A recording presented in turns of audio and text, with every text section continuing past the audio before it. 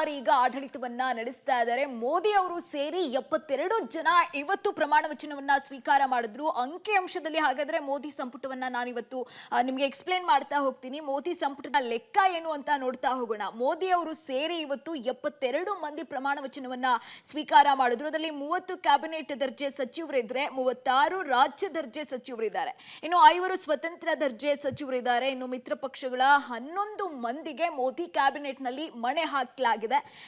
ಇನ್ನು 43 ಸಂಸದರು 3 ಸಲಕ್ಕಿಂತ ಹೆಚ್ಚು ಬಾರಿ ಆಯ್ಕೆ ಆಗಿರೋರೇ ಅಲ್ಲಿ ಇರುವಂತದ್ದು. ಇನ್ನು 27 OBC ವರ್ಗದ ಸಚಿವರಿದ್ರೆ, 10 SC ಮತ್ತು 5 ST ಸಚಿವರಿಗೆ ಸ್ಥಾನವನ್ನ ಮೋದಿ ಕ್ಯಾಬಿನೆಟ್ ನಲ್ಲಿ ಕೊಡಲಾಗಿರುವಂತದ್ದು. ಇದು ಕೂಡ ಒಂದು ರೀತಿಯಾಗಿ ವಿಶೇಷ ಅಂತ ಹೇಳ್ಬೋದು.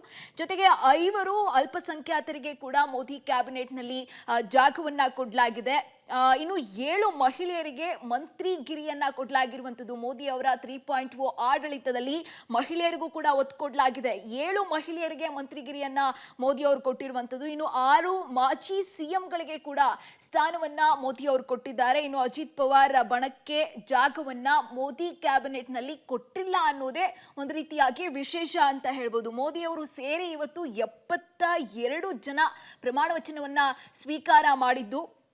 ಅದರಲ್ಲಿ 30 ಕ್ಯಾಬಿನೆಟ್ ದರ್ಜೆ ಸಚಿವರೇ ಇರುವಂತದ್ದು. ಇನ್ನು ಮಿತ್ರ ಪಕ್ಷಗಳ 11 ಮಂದಿಗೆ ಕೂಡ ನರೇಂದ್ರ ಮೋದಿ ಅವರು ಮಣೆ ಹಾಕಿದ್ದಾರೆ. 43 ಸಂಸದರು 3 ಸಲಕ್ಕಿಂತ ಹೆಚ್ಚು ಬಾರಿ ಇಲ್ಲಿ ಆಯ್ಕೆ ಆಗಿದ್ದಾರೆ ಅನ್ನೋದೇ ವಿಶೇಷ ಅಂತ ಹೇಳ್ಬೋದು. ಇನ್ನು ಕರ್ನಾಟಕದಿಂದ ಶೋಭಾ ಕರಂದ್ಲಾಜೆ ಅವರಾಗಿರ್ಬೋದು, ಜೊತೆಗೆ ಪ್ರಹ್ಲಾದ್ ಜೋಶಿ ಅವರಾಗಿರ್ಬೋದು, ಅವರನ್ನು ಕನ್ಸಿಡರ್ ಮಾಡಲಾಗಿದೆ. ಅವರು ಕೂಡ ಹೆಚ್ಚು ಬಾರಿಯಲ್ಲಿ ಆಯ್ಕೆ ಆಗಿರುವಂತದ್ದು. ಜೊತೆಗೆ 77 OBC ವರ್ಗದ ಸಚಿವರಿಗೂ ಕೂಡ ನರೇಂದ್ರ ಮೋದಿ ಅವರ ಕ್ಯಾಬಿನೆಟ್ ನಲ್ಲಿ ಸ್ಥಾನವನ್ನ ಕೊಡಲಾಗಿದೆ. ಯಾರಿಗೆಲ್ಲ ಸ್ಥಾನ ಕೊಡಲಾಗುತ್ತೆ, ಏನು ಯಾರ್ಯಾರಿಗೆ ಯಾವ ಖಾತೆ ಸಿಗುತ್ತೆ ಅನ್ನೋ ನಿಟ್ಟಿನಲ್ಲೂ ಕೂಡ ಈಗ ಜನರು ಕಾಯ್ತಾ ಇರುವಂತದ್ದು. ಈಗ ಪ್ರಮಾಣ ವಚನ ಏನೋ ಸ್ವೀಕಾರ ಮಾಡಿದ್ದಾರೆ, ಆದ್ರೆ ನೆಕ್ಸ್ಟ್ ಅವ್ರಿಗೆ ಯಾವ ಸ್ಥಾನವನ್ನ ಕೊಡ್ತಾರೆ ಅನ್ನೋ ನಿಟ್ಟಿನಲ್ಲೂ ಕೂಡ ಈಗ ಜನ ಸಾಕಷ್ಟು ಯೋಚನೆಯನ್ನ ಮಾಡ್ತಾ ಇರುವಂತದ್ದು. ಇನ್ನು 6 ಮಾಜಿ ಸಿಎಂಗಳಿಗೂ ಕೂಡ ಸ್ಥಾನವನ್ನ ಮೋದಿ ಸಂಪುಟ ಸಭೆಯಲ್ಲಿ ಕೊಟ್ಟಿರುವಂತದ್ದು. ಇನ್ನು 72 ಜನ ಅಂದ್ರೆ ಲಾಸ್ಟ್ ಸರಿ 81 ಇತ್ತು, ಈ ಸರಿ 72 ಮಂದಿಗೆ ಕ್ಯಾಬಿನೆಟ್ ನಲ್ಲಿ ಮಂತ್ರಿ ಸ್ಥಾನವನ್ನ ಕೊಡಲಾಗಿರುವಂತದ್ದು.